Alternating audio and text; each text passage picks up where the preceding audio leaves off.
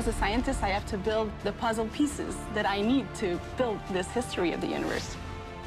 A Canada-France telescope is multifunctional. We need to think about solutions to improve the instrument, to make things work. One of the most impressive discoveries that we made here is an object that came through the solar system, and we were able to catch it. So we're trying to predict the evolution of the universe for the future.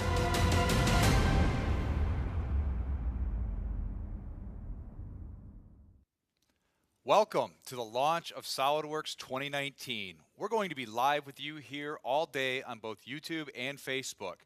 We're going to be showing you lots of great features that you're going to be able to learn about today, including performance, modeling details. We'll discuss smart manufacturing, design to manufacture, and some really cool innovative things this morning. Then stay tuned, and later on today, we're going to be discussing mesh to manufacturing, extended reality, and connecting the disconnected. To get things started, you guys saw a great video this morning, and I have a special guest from the Canada-France-Hawaii telescope, Greg Green. Greg, welcome. Thanks, Jeremy. Greg, tell us a little bit about what you do with what we just saw. Yeah, so at Canada-France-Hawaii telescope, I'm the instrument designer and machinist. So my job is actually to use the software, SOLIDWORKS, to come up with innovative designs to either fix a problem or repair an existing broken component. And that's because you're not just working on a new design, you guys are working with a legacy design that's constantly evolving, correct? Yeah, we're 40 years old up there. Next year we'll be 40 years old. So it's approaching the end of life of this installation. So our next big goal is to actually just cut the top of the telescope off and transform from Canada-France-Hawaii telescope to Mauna Kea Spectrographic Explorer. Can I just call that MSE? Let's call it MSE. All right, that sounds good. That sounds like a huge undertaking that you're going to be going through. Now, what we saw is actually some of the future ideas that you guys are looking at. Is that correct? Yeah, exactly. So the model I provided you guys is actually MSE in its very early stages. It hasn't been detailed out yet. Okay. So did you model all those individual components yourself? No, actually, in-kind contribution from other governments actually has provided the dome and actually the telescope structure. So it's my job to take those sub-assemblies and actually bring them in together and look for conflicts or collisions and make sure the thing is going to work together. So you're working with the legacy design as well as bringing together all these different ideas, and SOLIDWORKS is kind of the conduit or the natural language that you're using to bring everything together. Exactly. We chose SOLIDWORKS because it is the universal language, seems to be most often. And even if our partners submit a step file or some other neutral file, we can import that easily. Oh, that's great. So it's the Canada-France-Hawaii telescope. Tell us a little bit about where you're located. Yeah. We're on the Big Island, and our headquarters is at 2,700 feet in Waimea, and our observatory sits on top of the mountain of Mauna Kea at 14,000 feet. There's a little bit of a difference there. Any challenges you guys face? Well, the lack of oxygen at 14,000 feet, yeah. 40% less oxygen, so we try and do all of our heavy thought processes down at the headquarters. So these changes you guys are going to go through, this is going to be pretty drastic for the scientific community with what you're doing. You're making some pretty drastic changes. I think you talked about some numbers. Yeah, it's the first time that a facility like this will be repurposed, a remodel project. So we're trying, the goal is not to use a new piece of land up there, which is very valuable, and just use the existing facility and go from a 3.6 meter telescope up to a 10 meter class telescope. So that's a massive change that you guys are implementing. Massive change. Luckily, our facility was designed back in the 70s when steel was cheap, so the existing building can support the load of a larger telescope and a larger dome. And SOLIDWORKS kind of helps you understand how those changes are going to take place. Exactly. We modeled all the facility structure and then submitted that to a engineering corporation that determined for us that it will support the load. That's great. So we're here today talking about SOLIDWORKS 2019, and you got an opportunity to take a sneak peek at this. What are some of the things that were really exciting for you? Yeah, well, our model's large, and it's only going to get larger. It's a huge model, and the performance increase in the graphic capability is amazing. I mean, the way it loads up so fast, probably 20 seconds it seems to load up, whereas I was probably 2 minutes before. Wow. So that increase in performance is amazing, and we were also just awestruck at the virtual reality, or the extended reality. Yeah, you had a chance yesterday to put the headset on and actually go inside of this design before any work has been done on the new design, right? It's amazing. It's absolutely amazing.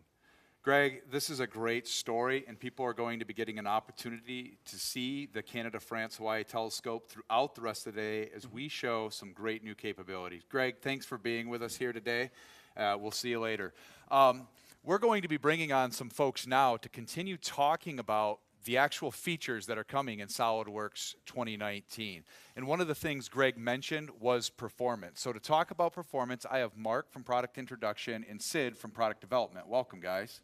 Thanks, Jeremy. Thanks. Glad to have you here. Sid, why don't you tell us a little bit about what you do in product development for SOLIDWORKS? So I'm a senior dev manager for the SOLIDWORKS graphics team.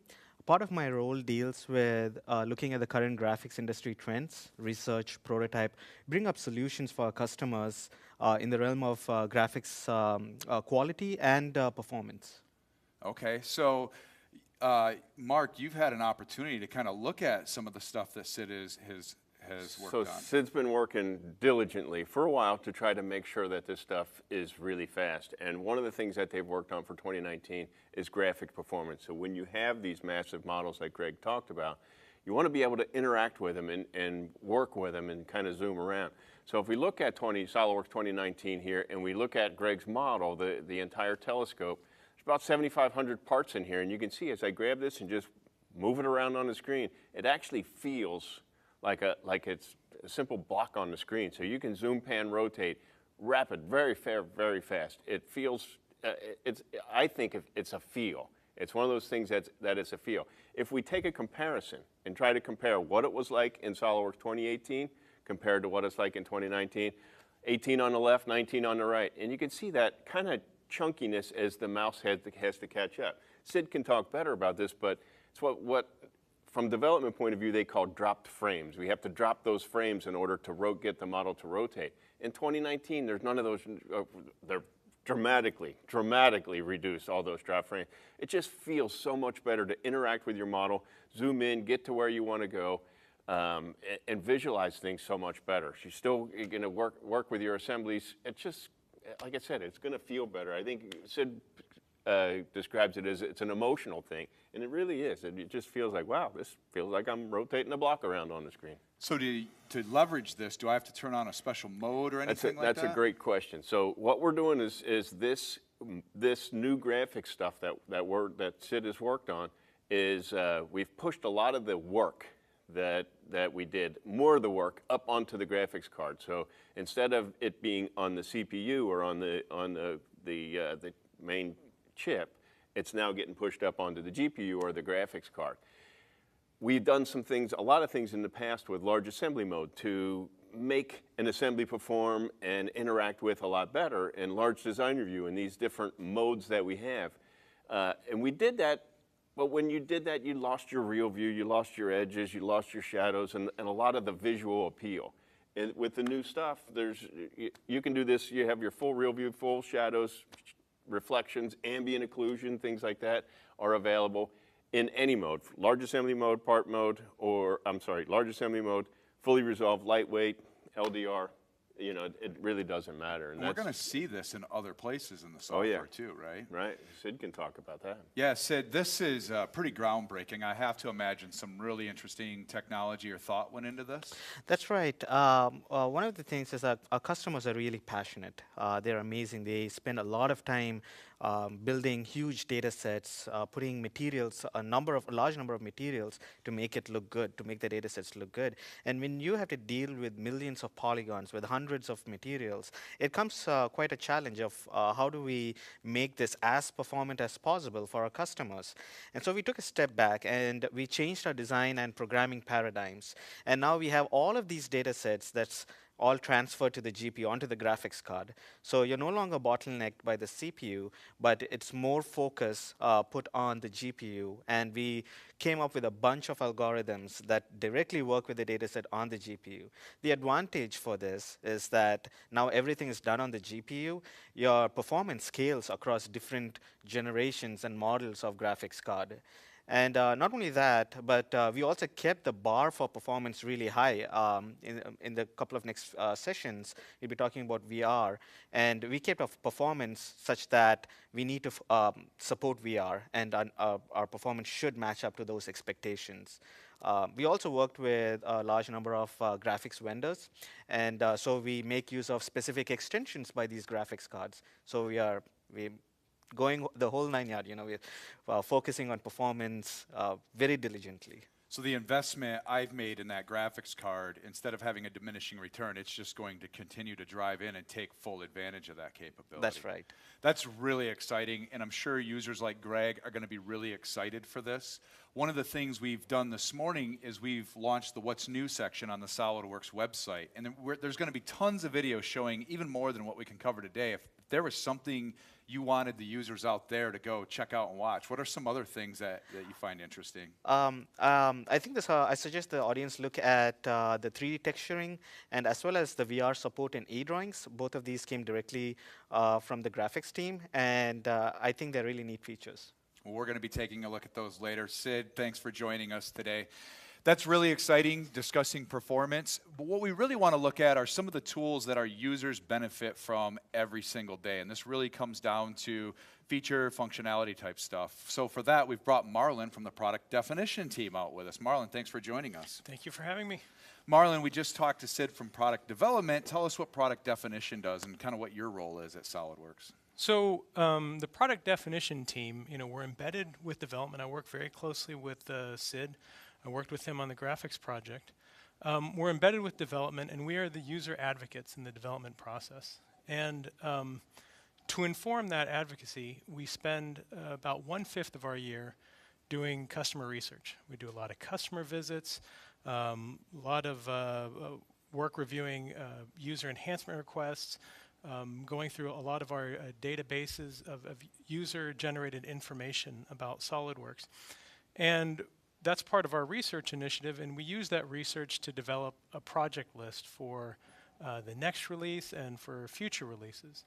And then the other 4/5 of the year, we're working very closely with development and quality assurance to implement that project plan by developing concept design, reviewing those concepts with users, developing detailed specifications, and then on the back end, alpha and beta testing our new functionality. Yeah, you're always working with customers. I always Absolutely. see that. Sometimes I'll try to get a hold of you, and you're at a customer, Yep, it seems yeah. like. So you've worked on some really interesting stuff in this release. What's one of your highlights or one of the favorite things you've been working on with SolidWorks 2019? So I really like, in this concept of working with mesh geometry, I really like our 3D textures, and I know you asked for one, but I'll throw in slicing as well. Sure. That was another good project in that area. So Mark, I know you've had an opportunity to look at the software. Can you tell us a little bit about both of these? So Marlon mentioned the mesh modeling, and a lot of people are adopting mesh modeling, whether they're getting information from scanned models or artistic type of stuff. So this model that we have on the screen here is kind of a handle. It's an organic shape. In this case here, this actually originated from a 3D scan model. So we're just opening a 3MF file. You can clearly see that this is a mesh model. You can see all the mesh edges and stuff that are on there. But what people want to do is take this scan model and actually turn it into an engineering model that they can shell it and add ribs and standoffs and all the internal stuff that they want to be able to do with it. So we added this new slicing tool. You choose a plane, you choose your offset, you choose, and SolidWorks creates a folder full of planes and offset sketches that are fully editable. So you can kind of set these up to start using these sketches to build your model. We'll turn off the mesh body that we have in there and just use standard SolidWorks modeling techniques, leveraging that mesh information, and then just grab these curves that were created, and there you have it. We have a surface already started to start building our model. So that's kind of one of the cool things. As Marlon mentioned and Sid mentioned as well, the 3D texturing stuff. If you have a model like this grip inset here, it's a little blue part here, you can see that maybe we want to experiment with various different grip patterns that are on there, but you can see that's a lot of features there. There's 14 or 16 features to do that.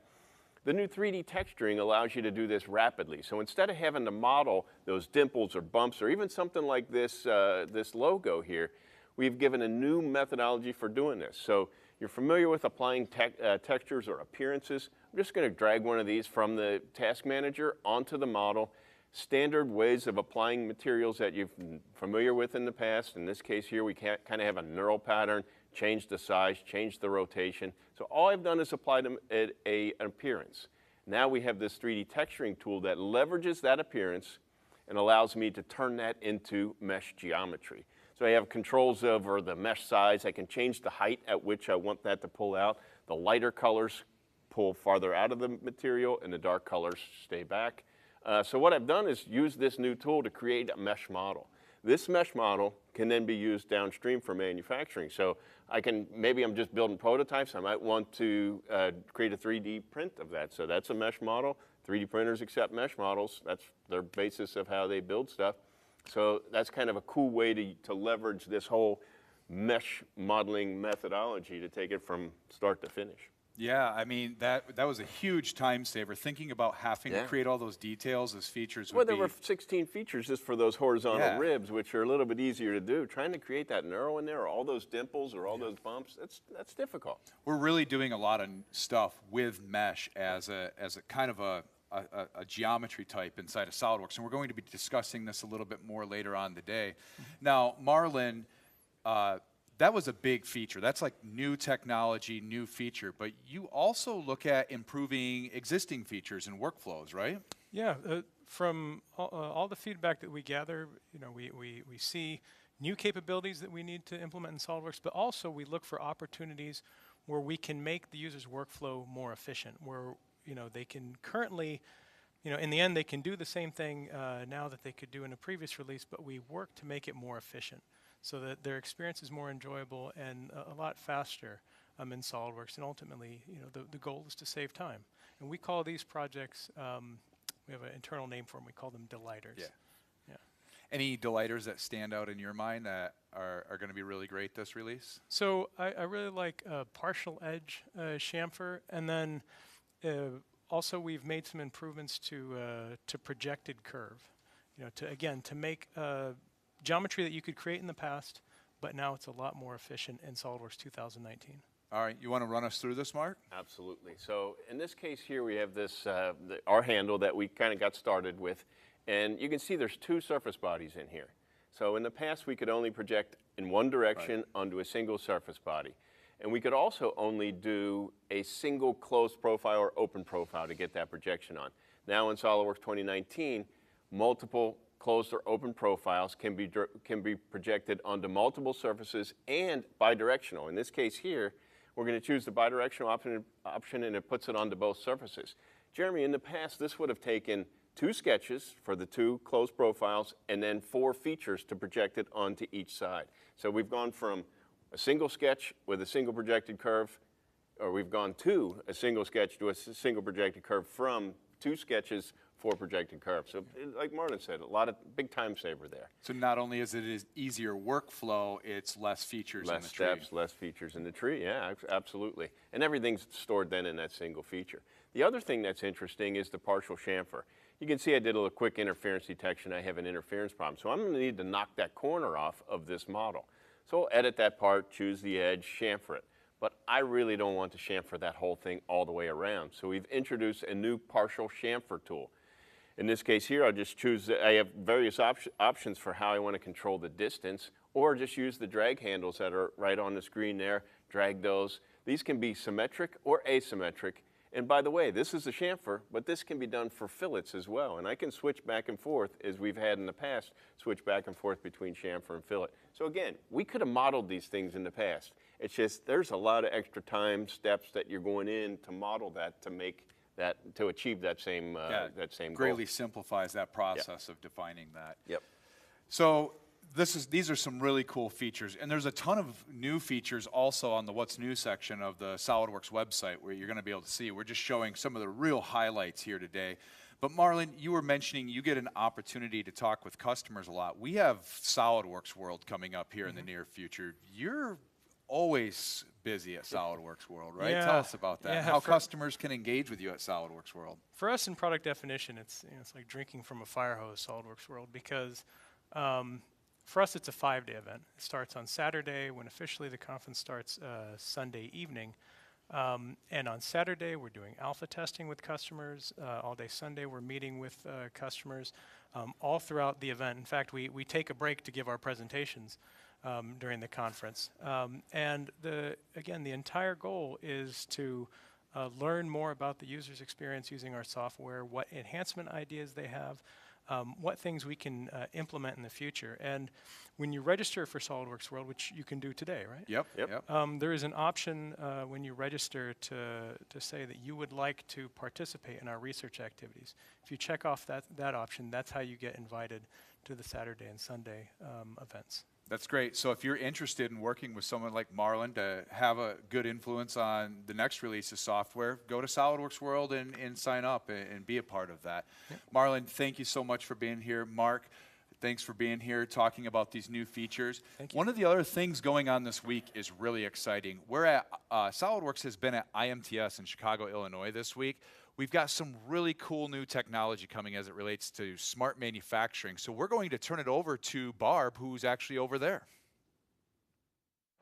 Hi, we're in Chicago for IMTS 2018. It's the largest manufacturing technology show in the Northern Hemisphere.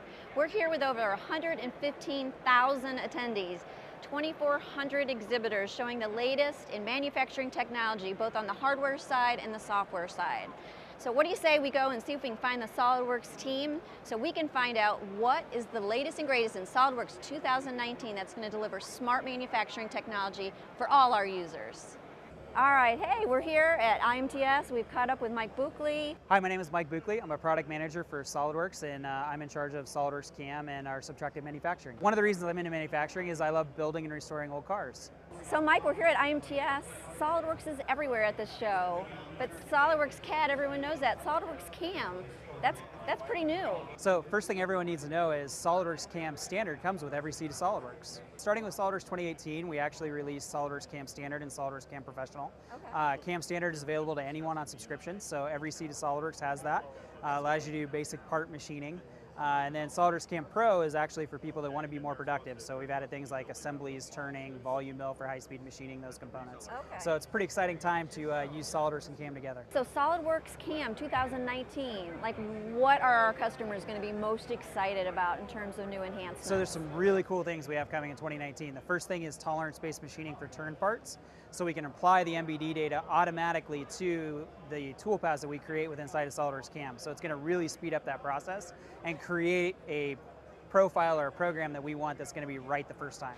The second thing that we're doing, which is I'm really excited about as a mill person, is for volume mill, we're actually adding rest machining, so I can come back and clean up the pockets with smaller tools and maintain tool life. Which is pretty important for some of us that have to buy our own tools. Sure. The second part is we can do zigzag on high-speed machining. So if I'm cutting a really long part, I can remove more material faster.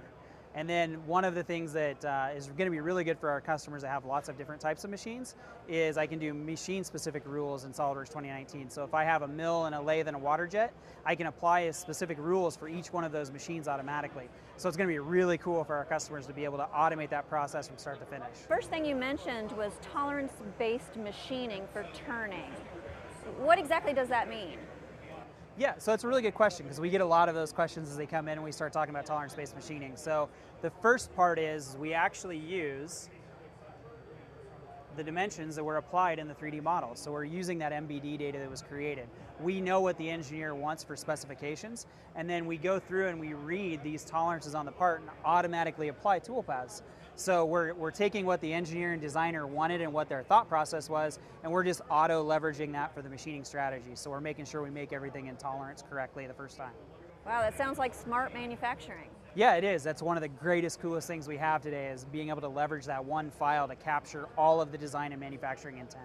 Now, does that extend further downstream into quality and inspection? Yeah, absolutely. So the great thing about MBD is it sort of creates that container with all the data sets in. So if we go through and we apply inspections, say, to this part, we can auto balloon all of these. So as we machine it, we know we're creating those tolerances correct. But then from the inspection side, we have the automatic inspection report that's created from SOLIDWORKS Inspection. So people are keeping that consistency together. And the cool part is if the design changes or if a revision happens, all of that information updates automatically on the fly. There's no need to go to separate sources to actually update and track that information. So it's a pretty cool process. Users on subscription obviously get CAM for free, which is awesome. And all these capabilities sound really exciting. But what about just the machinists who basically just need to open part assembly files? Yes, that's a really good question. So starting with 2019, we've actually created 2 bundles, a Machinist Standard and a Machinist Professional.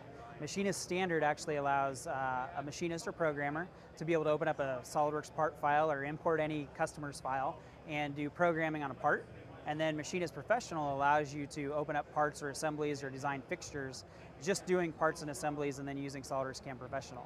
So for the people that may not need all of that capability in SOLIDWORKS, we now have these packages that allow them to access all the cool things within SOLIDWORKS and all the great modeling capability we have, but still be able to put any of the high-end toolpaths on it that we may need.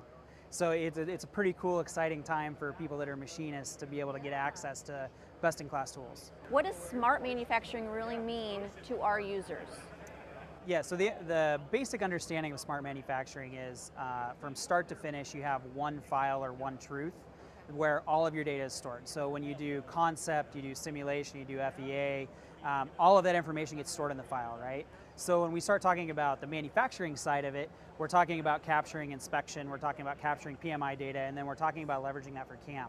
So the ecosystem within SOLIDWORKS allows you to have that one part or one assembly as one file to rule them all. You have the ability to store all that information in, so if there is a revision, there is a change, or people have questions, you just go to that one location and that is the truth of what's being built. A lot of systems today that aren't smart manufacturing, you have to export or import or do all this different files, and then what you end up with is if there's a problem, you may not know where the problem resides. By having all of that in one file, we can tell where the problem is going to exist if there is one. Wow, it sounds like SOLIDWORKS is all over CAM and there's so many exciting things happening this year. So is there anything else happening in manufacturing with SOLIDWORKS that we should know about?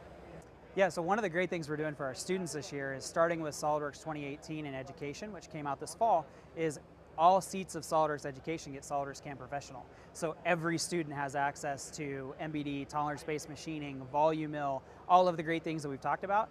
They're all going to have access to that starting today. So it's a pretty cool, exciting time for students to get in and build products. So if you want to learn a little bit more about SOLIDWORKS CAM, you can actually go to My SOLIDWORKS. Another benefit of being on subscription, you can log into My SOLIDWORKS and we have 18 videos up there that go over the basics of SOLIDWORKS CAM Standard. So that's always a good place to go and start and learn a little bit more about our products and what we have to offer. So we just talked to Mike, we heard about all the cool new enhancements in SOLIDWORKS CAM 2019. We talked about milling, we talked about turning, we talked about tolerance-based machining, and of course it all starts with model-based definition, but even downstream to inspection and quality. SOLIDWORKS CAM 2019 provides all the puzzle pieces for your smart manufacturing initiatives. And don't forget, if you're a SOLIDWORKS CAD user on subscription, you already have SOLIDWORKS CAM Standard available to you. So let's get started, folks. We can't wait to see what you build. Barb and Mike, that was really exciting news about what we're doing with smart manufacturing and SOLIDWORKS. I'm joined back here in the studio, though, with Kurt from Product Introduction and Craig from the Product Management team at SOLIDWORKS to actually talk about design for manufacturing. Welcome, guys. Yeah, thanks, Jeremy. Craig, we've had a few folks on this morning from different aspects of the SOLIDWORKS organization. Why don't you tell us a little bit about what product management does and what you do? Yeah, so I like to think of product management is in charge of the process, right? The whole process from design through manufacturing and even selling the product with SOLIDWORKS Sell and configuring and having these augmented reality and virtual reality experience. So how do all the pieces work together? That's the key thing, and making sure that everything works together. So talking about, that was really great what Mike had shared with us talking about smart manufacturing. You spent a lot of time at SOLIDWORKS talking about design for manufacturing. Tell us some of the things in SOLIDWORKS 2019 that really catch your eye. Yeah, well, right off the top, what we're doing in sheet metal, all right? So sheet metal is one of those areas where Is it design or is it manufacturing, right? Because you do design work and then you flatten the parts. And now in 2018, we added the tab and slot feature. So tab and slot was something that came out from our investigation of design and going to the shop into manufacturing. And we noticed that on the shop floor, people were self-fixturing their parts, their sheet metal parts, and then welding them. Rather than having to build fixtures, you can self-fixture with these tab and slot features. Those features were sometimes being put on after the design was done. It was being done in the laser tool paths, things like that. So we said, why don't we allow designers to put it in ahead of time, and they can add that information so by the time it gets to manufacturing, it's already there. And so as a result of this, we had overwhelming response, and they wanted more from this, right? Yeah. I think, Kurt, you were going to show us some of the new things we're doing with tab and slot as a result of this customer feedback. Yeah, Jeremy, like Craig said, we introduced this in the 2018 version and just had overwhelming feedback and added a lot of extended functionality here in 2019. So the very first one that you see is in 2018, your tab was always centered in your slot. Now you can offset it, just a simple tab, but it makes it very easy for users. As we move forward, last year we had just a square corner, but in 2019 we've added round corners, like you see, chamfered corners, and even dog bone or circular corners in the edges. And again, this is critical when you make your flat pattern for the laser cutter and for downstream manufacturing operations. So last up, this one's actually really neat. If you don't want to have a hole in your part where the slot goes, you can actually leave that out by not cutting it all the way through. So it helps make your design even more watertight if that needs to be the case. So I have to imagine these ideas and these features from customers came from their, literally like you were saying, they want to go right to the laser with this, and Yep. These are some great features. Now, we talk about designing for manufacturing. Sometimes design has to communicate with manufacturing as well, and you were talking about some interesting experiences you've had there as well. Yeah. So on the shop floor, I mean, really the shop floor has gone digital, right? When you go down to the shop floor, you used to see stacks of paper, of drawings, 2D drawings that were paper. What you're seeing now are large flat screen monitors on the shop floor. So people are sometimes they're looking at a 2D drawing on that, but a lot of times they're looking at 3D models, and they're able to interrogate the models, modify them even on the shop floor. So it's really changing the shop floor by having these electronic capabilities, monitors, PCs on the shop floor, and you're able to actually get directly to the 3D models more conveniently. And we've always had a really great tool for this that we're doing some stuff with in 2019. You want to tell us about that? Yeah, a couple of tools and obviously our big one, e-drawings. Yeah. So in e-drawings, we've added the ability now to open more file types, so STEP, IGES, and also native CAD file types, other CAD file types. We've also added the ability to natively open configurations from SOLIDWORKS files, from PRTs and ASM files. And then lastly, and most importantly, I think big thing, is we can save as web HTML. So I can open that file and not have to do any kind of a download at all. And I can just open it in a web browser. So I don't have to send you an e-drawings file, or I don't have to install e-drawings. Nope. Anybody on any device pretty much can open an HTML file, right? Right, exactly, anybody.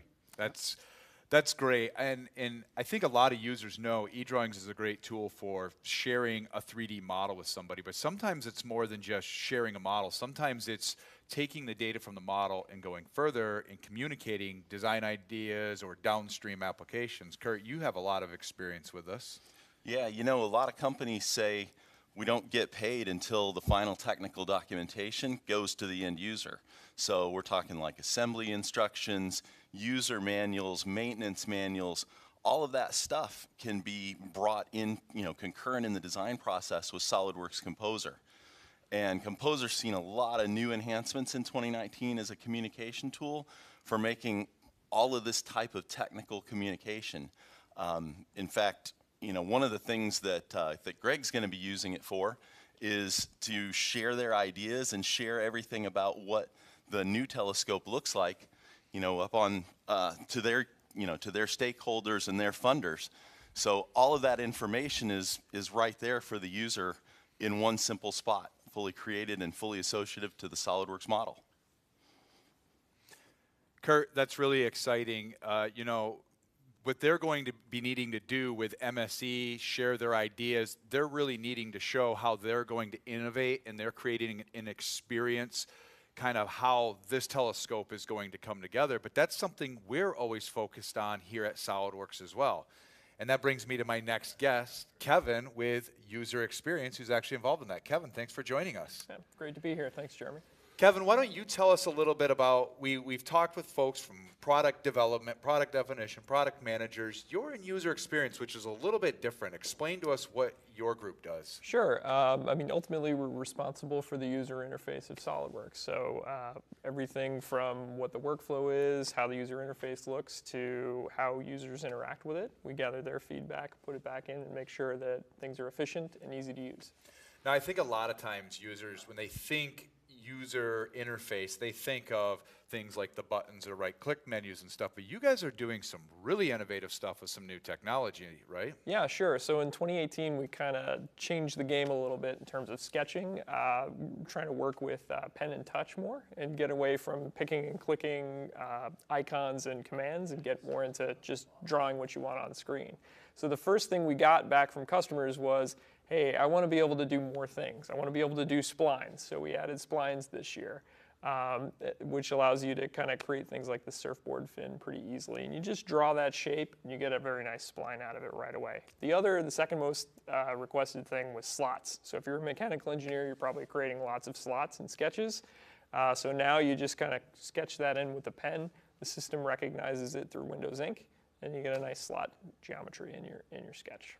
Now that all feels very natural, but one of the things that would feel most natural to me is like just writing down and dimensioning this. Yeah, well, the other nice thing Windows Ink gives us is handwriting recognition. So now instead of going and changing to the dimension tool and picking some things and typing in a dimension, you just write in the number 3 here, for instance. It recognizes that and adds the dimension for you automatically.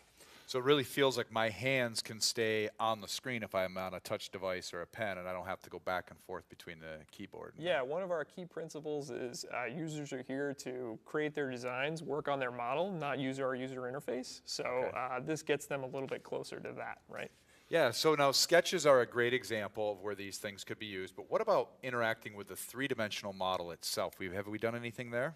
Yeah, we've actually done quite a bit to make interacting with touch much easier. So we've done some things like moving some of the feedback out of the way of your finger, but also now you can tap things, drag things around on screen. You can see he's doing some adding some mates here. And then also just interacting with the model itself. So tapping on that gear and spinning the whole thing just works with the tap of the finger. This feels very natural, the way I would want to interact with my three-dimensional models. Yeah, exactly. Here. That's the idea.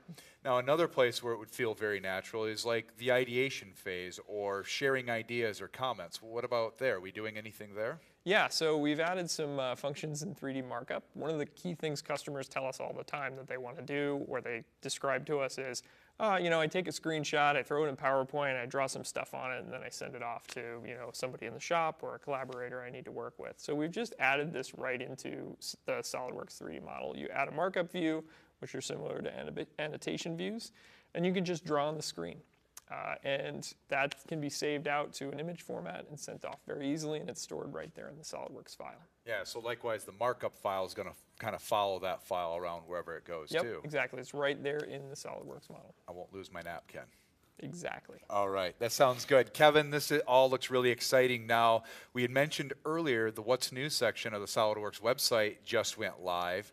There's lots of new videos there for people to check out. What's something that you're really excited about that people should go watch? 2 quick things. One, recent documents. We took that up to 100. So whether the welcome dialog or the recent documents dialog, you can get a lot more recents there. I think people will be excited about that. Also, we've done a lot of work to the external references dialog. So that's all been revamped, and how you work with it is revamped. And the dynamic reference arrows in the feature manager tree, you can break references, lock them, unlock individually right there in the arrows in the tree. So it should be pretty nice. Individually is the exciting part Individually. for me. Yeah, no, very cool. Kevin, I want to thank you so much for joining us here today, giving people a little bit of a sneak at what they're going to see in SOLIDWORKS 2019. Now, we've covered a lot of stuff today. We looked at performance, some modeling enhancements. We went to IMTS to kind of see how that went with smart manufacturing. We also looked at design to manufacturing and some of the new innovative stuff that we're doing as well. Now, we're not done today, so stay tuned on Facebook and YouTube throughout the course of the day, and we're going to be covering more topics this afternoon. At 1 o'clock Eastern Time, we're going to be looking at mesh to manufacturing, and then again at 2 o'clock Eastern Time, we're going to be looking at some really cool extended reality technology. And then finally, at 3 o'clock this afternoon Eastern Time, we're going to show how to connect the disconnected using some really cool technology available for everybody using SOLIDWORKS. Until then, check out the What's New section of the SOLIDWORKS website and stay tuned till later.